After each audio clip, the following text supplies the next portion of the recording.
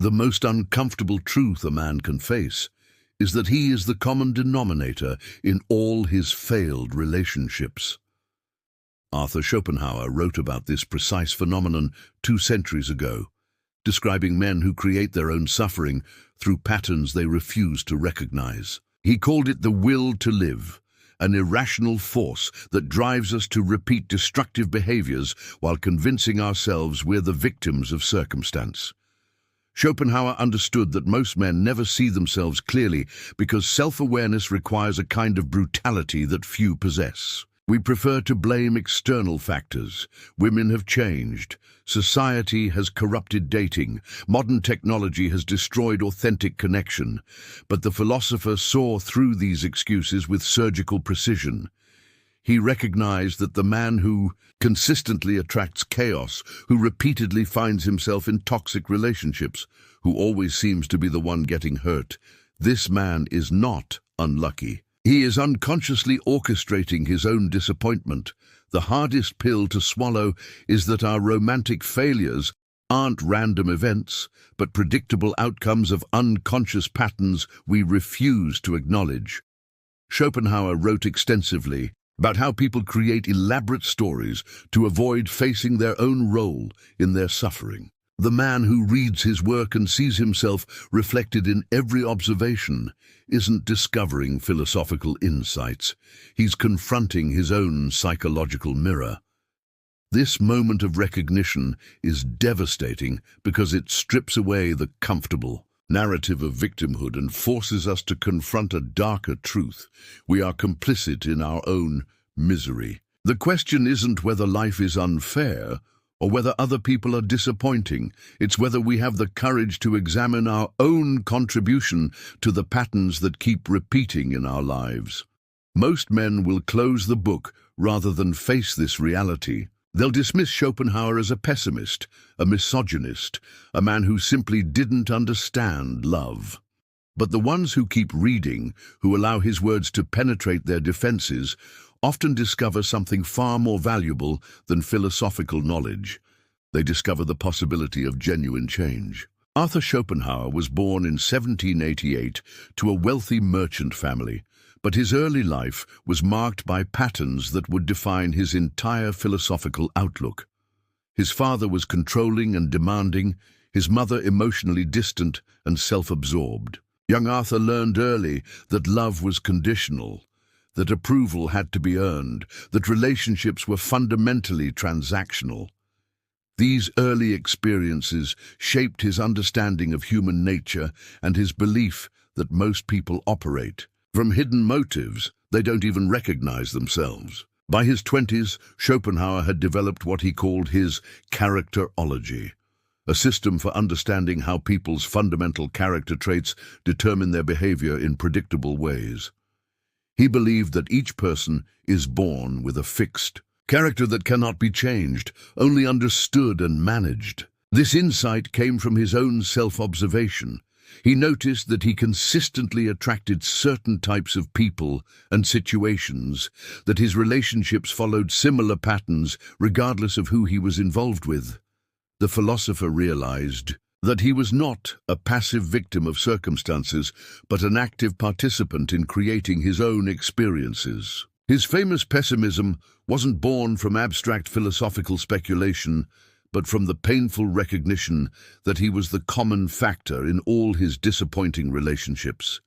He wrote extensively about the concept of representation, the way we unconsciously project our internal world onto external reality, creating experiences that confirm our deepest beliefs about ourselves and others. The man who believes he is unworthy of love will unconsciously choose partners who confirm this belief. The man who fears abandonment will behave in ways that push people away. The man who expects betrayal will create situations where betrayal becomes inevitable. Schopenhauer understood that we don't simply respond to reality. We actively construct it through our unconscious patterns and expectations.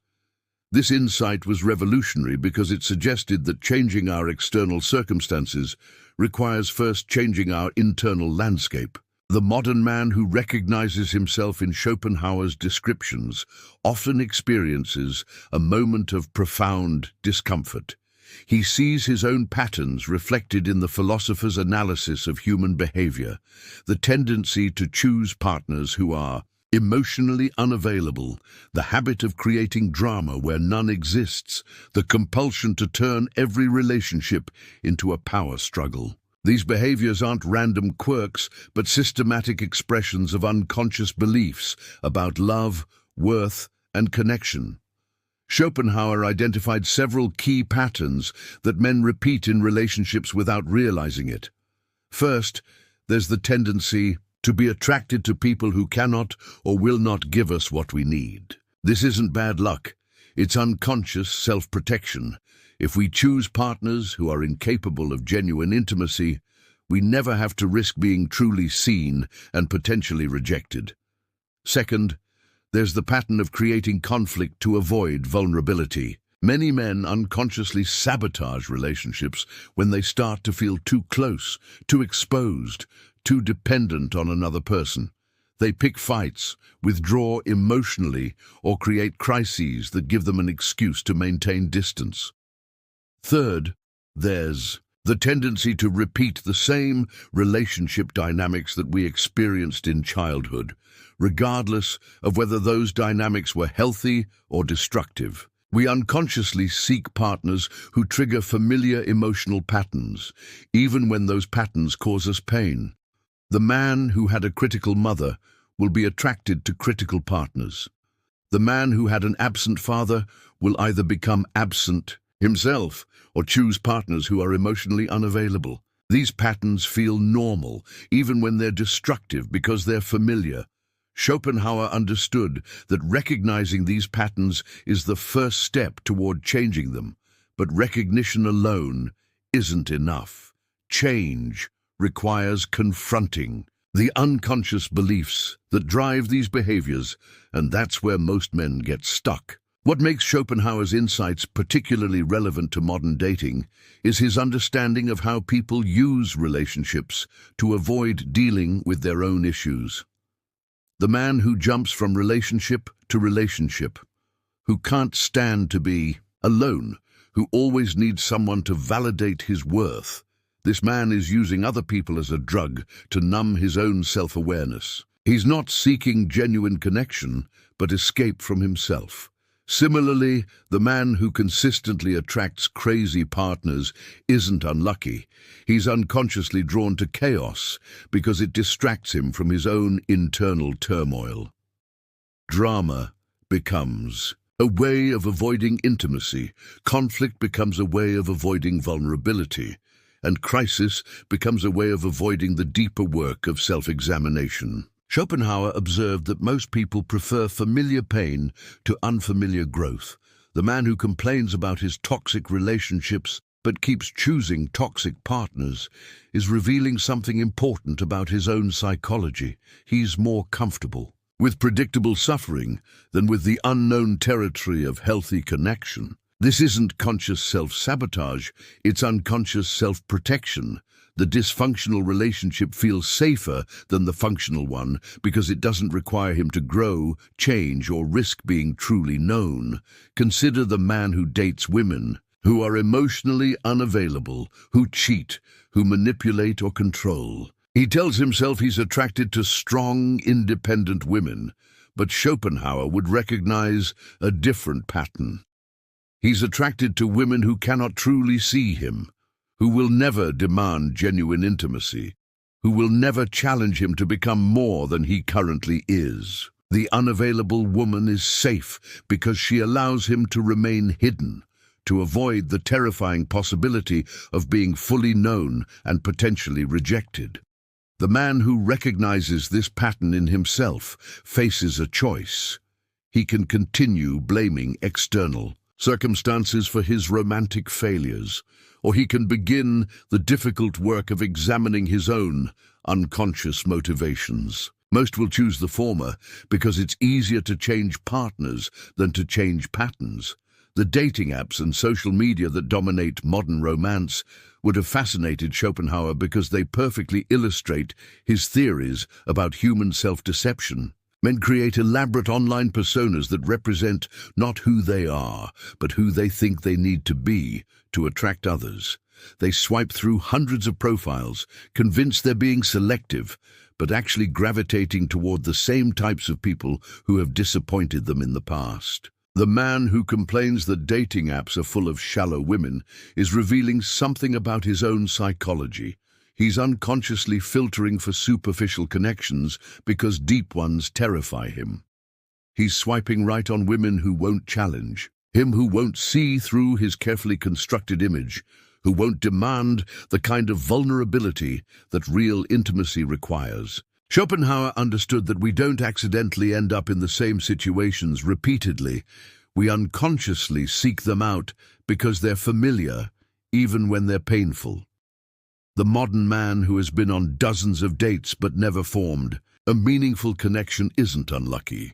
He's unconsciously sabotaging his own chances at genuine intimacy. He shows up to dates with an agenda, a performance, a version of himself designed to impress rather than connect. He's so focused on being liked that he never allows himself to be known. Then he wonders why his relationships feel empty, why women seem to lose interest, why he can't find someone who truly understands him. The answer isn't that women are shallow or that dating has become impossible.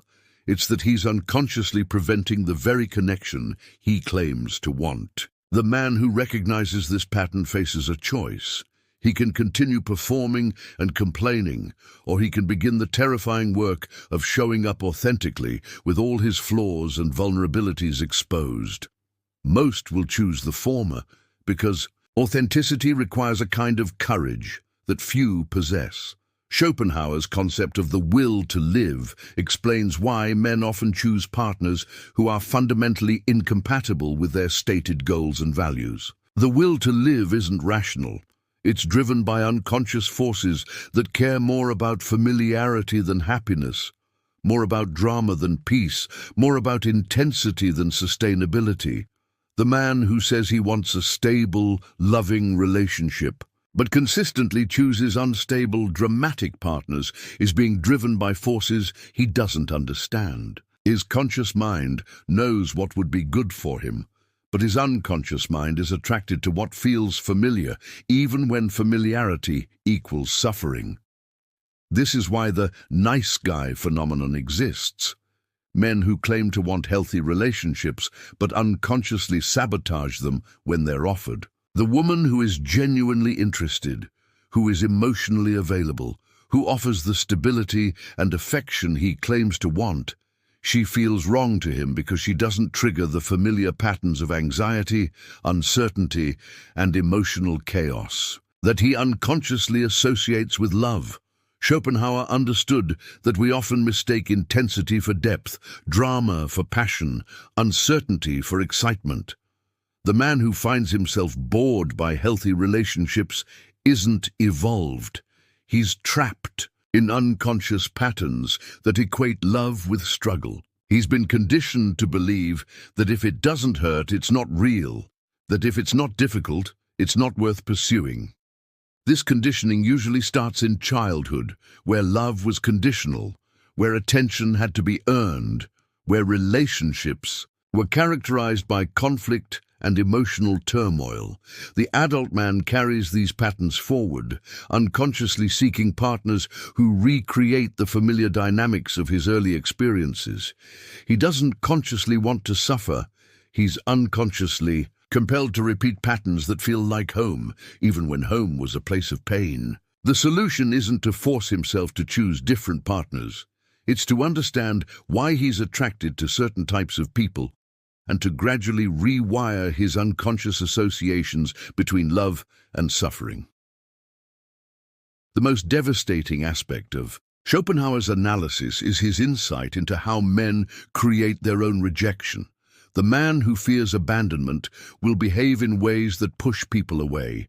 The man who doubts his own worth will unconsciously test his partner's love until she has no choice but to leave. The man who expects betrayal will become suspicious, jealous, and controlling until his partner either betrays him or leaves him. These aren't conscious strategies, they're unconscious attempts to control the inevitable. If you're going to be rejected anyway, better to orchestrate it yourself than to be surprised by it. Schopenhauer observed that most people prefer familiar pain to unfamiliar uncertainty. The man who sabotages his relationships isn't masochistic. He's trying to maintain a sense of control over his emotional environment. By creating the very outcomes he fears, he avoids the anxiety of not knowing when or how they might occur naturally. This pattern is particularly common among men who experienced early trauma or neglect. They learned that love is temporary, that people leave, that trust is dangerous. As adults, they unconsciously work to confirm these beliefs because being right about love's futility feels safer than being wrong about its possibility. The man who recognizes this pattern in himself faces a profound choice. He can continue orchestrating his own rejection, or he can begin the terrifying work of staying present when love is offered, of remaining open when his instincts tell him to run, of trusting despite his fear of betrayal. This requires retraining his nervous system to associate love with safety rather than danger, to experience intimacy as nourishment rather than threat. Most men will choose the familiar pain of self-sabotage over the unknown territory of genuine connection because change requires a kind of courage that few possess. But the ones who make this choice, who do the work of understanding their unconscious patterns and gradually changing them, often discover that the love they were seeking was available all along. They just weren't available to receive it. The modern epidemic of men who can't commit, who string women along, who keep their options open indefinitely.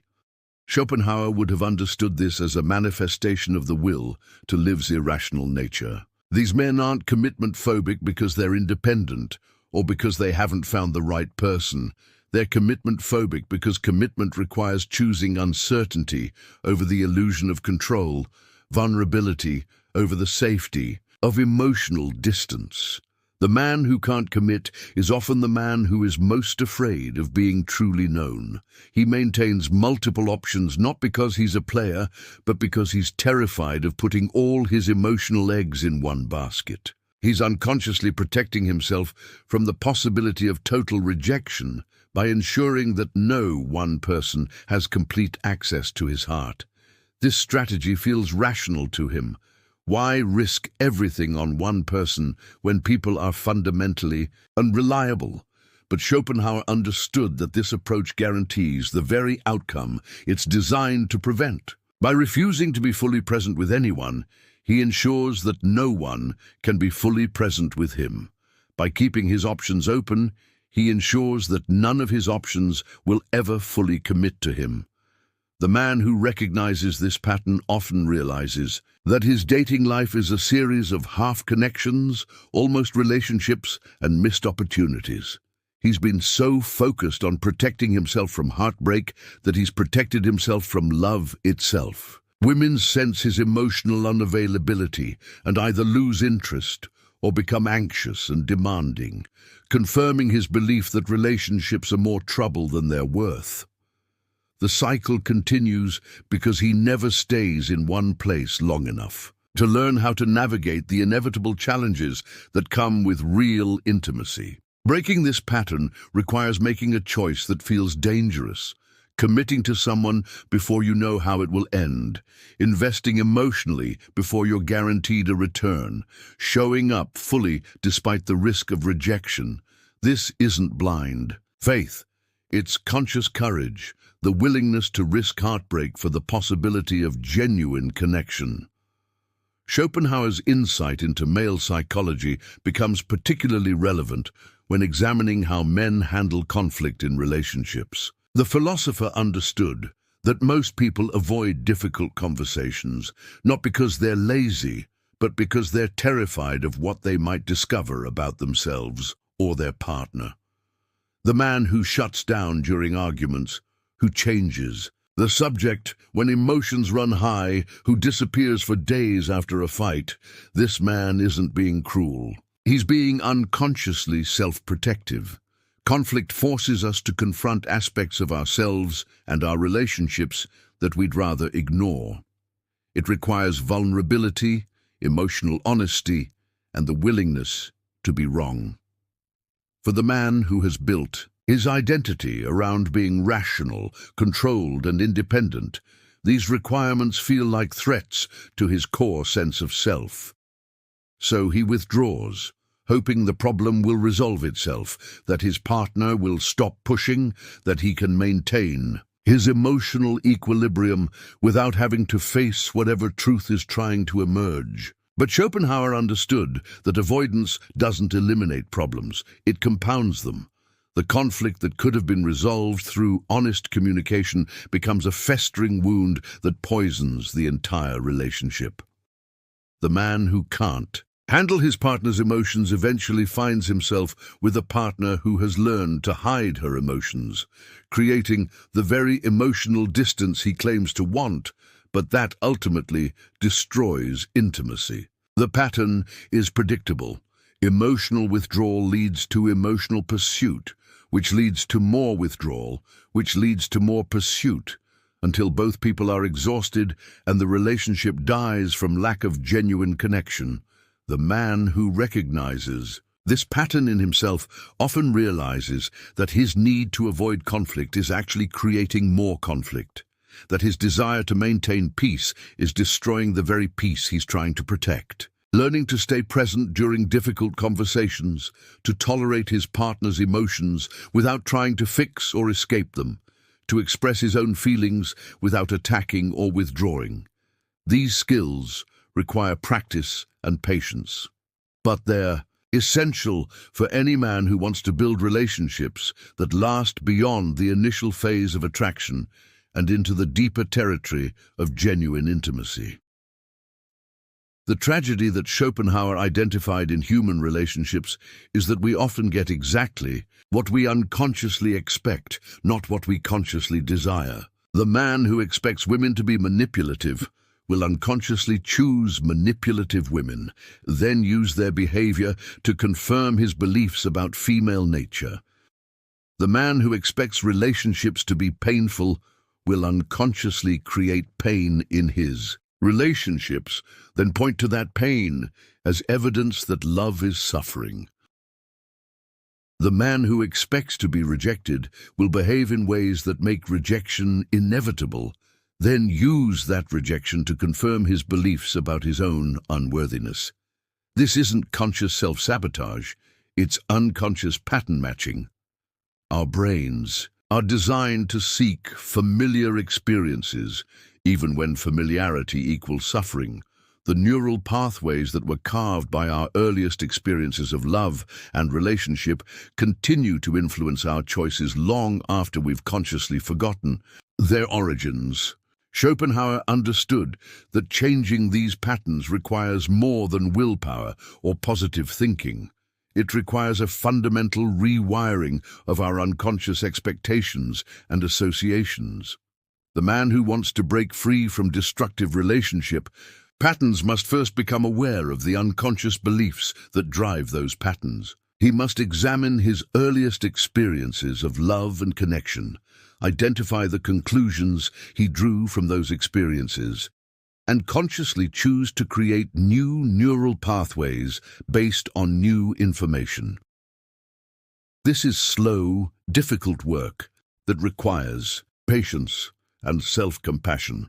It means staying present with uncomfortable emotions, questioning long-held beliefs about love and relationships, and gradually exposing himself to experiences that contradict his unconscious expectations. The man who does this work often discovers that the love he was seeking was available all along. He just wasn't psychologically prepared to receive it. His unconscious mind was filtering out evidence that contradicted his core beliefs, causing him to overlook healthy partners while being drawn to unhealthy ones. Breaking free from these patterns isn't about finding the right person. It's about becoming the right person, someone who can recognize and receive the love that's being offered. What Schopenhauer understood about human psychology is that we don't just have relationship problems, we are relationship problems. Every man brings his entire psychological history into every interaction, every unresolved trauma, every unconscious belief, every defensive pattern he's developed to protect himself from pain. The man who consistently attracts chaos isn't unlucky. He's unconsciously drawn to chaos because it feels familiar. The man who can't maintain long-term relationships isn't commitment phobic. He's unconsciously sabotaging commitment because it threatens his sense of identity or safety. The man who finds himself attracted to women who are unavailable, manipulative, or emotionally unstable isn't a victim of circumstances. He's unconsciously choosing these partners because they allow him to remain hidden, to avoid the vulnerability that genuine intimacy requires. Recognizing this truth is devastating because it strips away the comfortable narrative of victimhood and forces us to confront our own agency in creating our experiences. But it's also liberating because it suggests that change is possible. If we're unconsciously creating our relationship problems, then we can also consciously create different outcomes. This requires a level of self-awareness and emotional courage that most men lack. It means facing uncomfortable truths about our own psychology, examining our deepest fears and insecurities, and taking responsibility for our contribution to every relationship dynamic we've ever experienced. The man who does this work doesn't become perfect. He becomes conscious. He stops blaming external circumstances for his romantic failures and starts examining his own unconscious patterns. He learns to recognize when he's being triggered, when he's falling into familiar defensive patterns, when he's choosing safety over growth. He develops the capacity to make conscious choices rather than unconscious reactions. This is the difference between boys and men. Boys react unconsciously to their environment, while men respond consciously to their circumstances. The man who takes responsibility for his own psychological patterns becomes someone who can create healthy relationships rather than someone who unconsciously sabotages them. Maybe Schopenhauer wasn't a pessimist about human nature. Maybe he was a realist about human unconsciousness. Maybe his insights weren't meant to discourage us from seeking love, but to wake us up to the unconscious patterns that prevent us from finding it. The man who recognizes himself in Schopenhauer's analysis as a choice. He can use these insights to justify giving up on relationships, or he can use them as a roadmap for personal transformation. What do you think? Are you the common denominator in your relationship problems, or are you just unlucky? The answer might be more uncomfortable than you expect, but it might also be more hopeful than you realize. If you're creating your own relationship problems, then you also have the power to create different outcomes. Subscribe if you're ready to explore these uncomfortable truths about yourself. Sometimes the mirror that shows us our flaws is the same one that shows us our potential for growth.